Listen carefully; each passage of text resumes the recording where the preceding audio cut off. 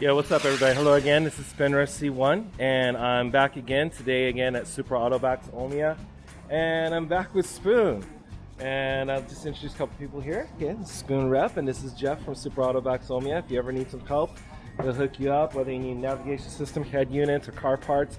Just come by and talk with him. The man is multilingual. He can speak 3 different languages, so he's there to help people. Awesome guy. All right, so today we're going to do some rigid collars, yeah? 今日はリジカルは楽しみ。はい、楽しみで。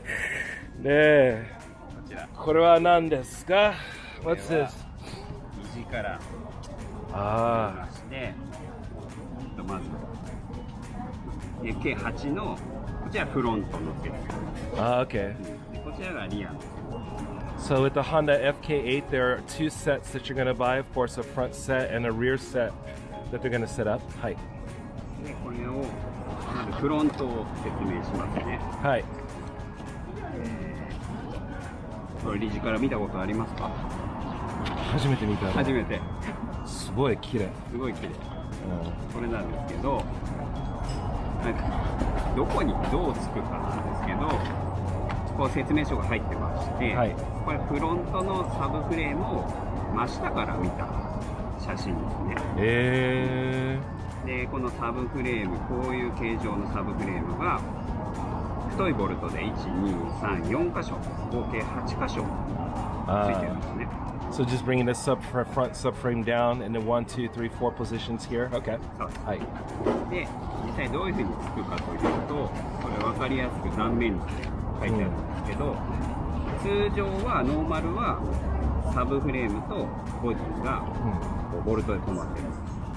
でこのボルトの穴が、量産効率を高めるためにわざと隙間を作る。それをカラーで埋めてあげましょう。要はこのぐらいの厚みが入る隙間がある。これが、上側にこういうふうに作ります。Okay, なるほど。So between what you can see here, folks, so basically the body here and the subframe is right here, and this is going to go between these 2 pieces here, keeping that bolt locked in place. はい。で同じく下にも隙間があるので、こういう形状、こういう形状ですね。I see. So actually there are 2 pieces, 2つ、上と下も。そう。だいたい上と下と両方。これもそうですね。これ S2000 のサブフレームこうちっちゃい。So the block demonstration I have here, this is the body, and then this is your subframe here. And so we're putting the rigid color right here between the 2 and locking that space in, and then down here at the base as well. Okay. Got it. でこういうふうに入れて締めることで、はい、このサブフレームとボディとボルトがこう一体化してる。全体的に合成が上がる。それぞれ、いろんなカラーがありますけども、それぞれ同じように装着する。なるほど。はい、了解です。ウィリアムさん持ってみる。Wow. 軽いです。Yeah, I'm really surprised. It's very light. 本当に軽いですね。これは硬質のアルミを使ってる。That's aluminum pressed. アルミ。でそれも訳があって、それはですね、これを訳してもらった方がいいかもしれない。通常、ボディとサブフレームって大概の車種は鉄でできてる。鉄でできてる。でボルトを締めることで鉄と鉄がこう密着する。鉄と鉄だと締めても密着してるようで、反発しちゃって密着してない。面が出てない。それを面を出すために鉄より柔らかいアルミを使うことで、極端に言うとこう粘土をピタッとして、そういうふうに面を出す役目があるんですよ。それでこういった硬質のアルミを使う。Okay. 分かった。もう分かるね。ちょっとJeff, you want to take on this? Yeah. Normally, every cars are using steel, the body parts and the subframe parts. Yes. So to link the body parts and frame parts using both, we can tie these two parts together because they're both steel. All right.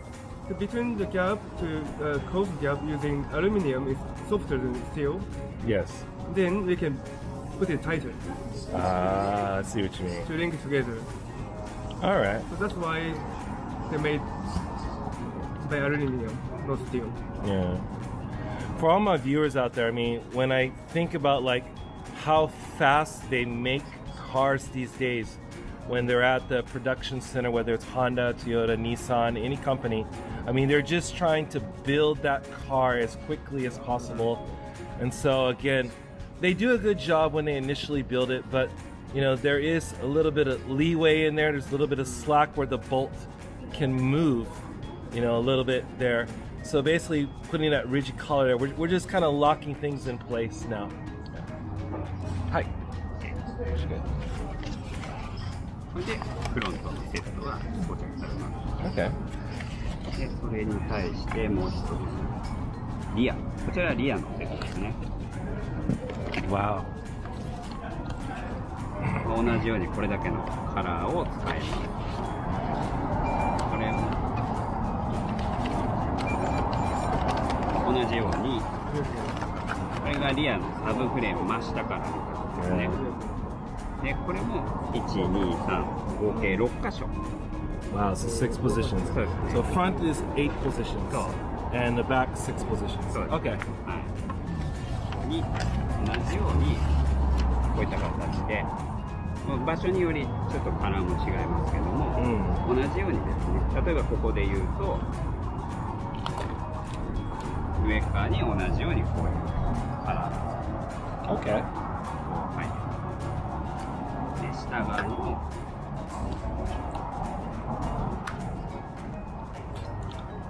下側にも同じ Okay. こう入ります。 So it looks like we're gonna be pretty busy day. Again, how long do you think it takes to set up the rigid collars today? 時間はどのぐらいですか? 取り付け And setting there is 取り付け時間は、だいたい1時間から1時間半です。 Okay, so it usually takes about 1 hour, 1 hour, 30 minutes. If you have the garage area, if you have the pit area to set these up. Okay. こんな感じで All right. 進めます。 All right. 本当にありがとうございました。Thank you so much for sharing that information about rigid collars today. And for all my Honda owners out there, and it doesn't matter if you have a Honda, again, they have Suzuki, they have Daihatsu, Subaru, Mitsubishi. いろんなメーカー So they've got lots of different makers for you out there. And again, also, if you're in Japan, if you're interested in a Honda Flash Pro, Spoon they are the people to talk to when you want to tune your car, okay? Once again, thank you very much. お願いします。